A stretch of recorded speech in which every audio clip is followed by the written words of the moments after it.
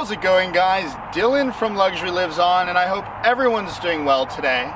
Today, part of a new series that I'm doing, I'm going to tell you 5 things you didn't know about a car in under 5 minutes, so I better hurry. Today's subject is our BMW M4. Think of me as your teacher today, but instead of learning some boring subject like history, well, you're going to learn about something you actually care about.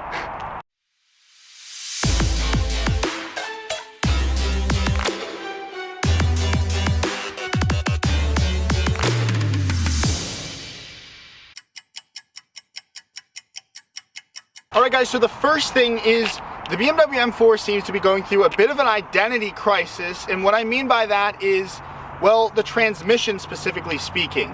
You see, the head of the M division wanted a transmission that was automatic but acted like a manual.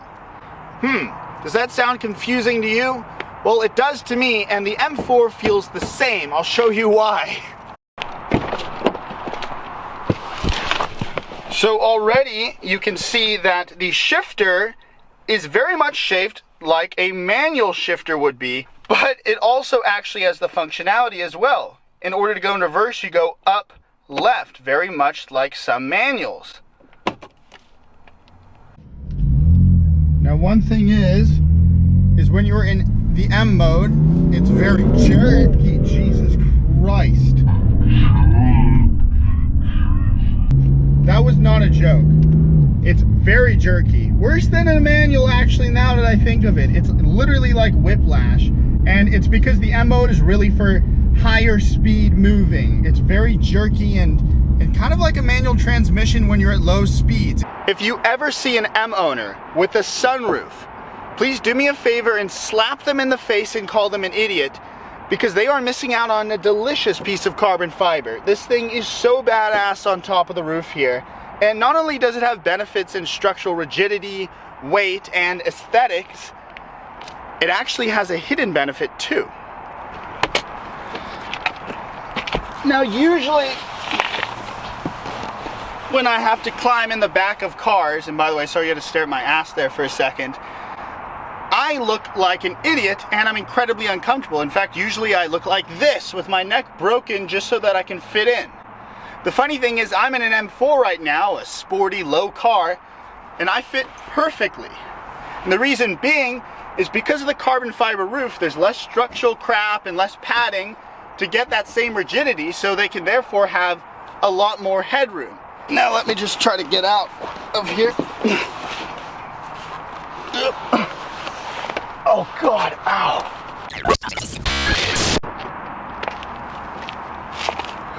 Now many people said that the turbocharger would be the death of the M4's sound. And the fact that it's not a V8 anymore and a V6 would also be the death of the car. You see, these are the same people that think the world's gonna end every year.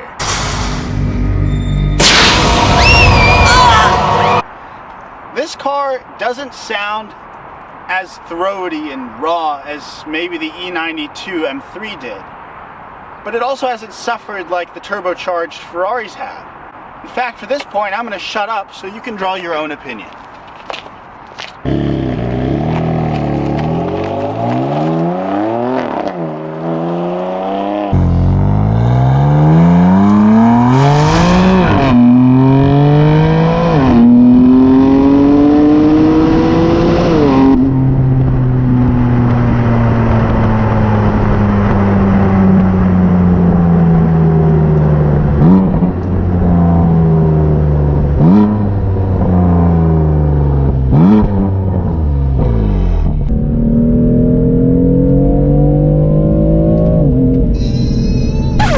Shut your childish howling for a second, Dylan. The sound is fake.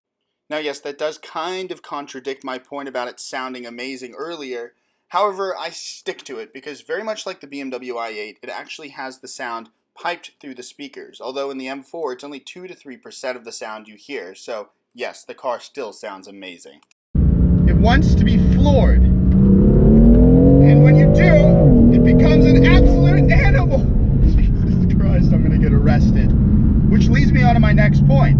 The fact that you can get arrested in this car. You see, many cars today, or sports cars, supercars, are criticized for not having soul. They're criticized for not having feel because they don't have hydraulic steering, or they're criticized for not having a pure delivery because they're not naturally aspirated and they have a turbo, or they're criticized for not having true involvement because they're not a manual transmission. You see, this car absolutely has a soul.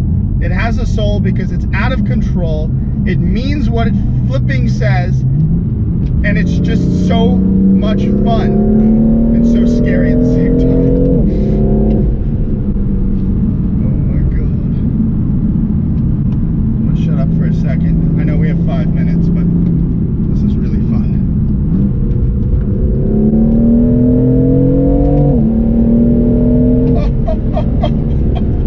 Shit. Oh my God, it's an animal. Alright guys, that was 5 things in under 5 minutes that you probably didn't know about the BMW M4. Again, this is a new series that I'm doing. I better hurry up. And essentially, I'm just going to be talking about a lot of really cool cars in a really fast way. And hopefully it's a bit interesting too. If you want to look at any of the camera equipment I use, I have links below in the description, Amazon links. And in addition to that, guys, if you liked the video, please give it a like. If you want to see more of my content, please do subscribe. Thank you so much for watching. Peace.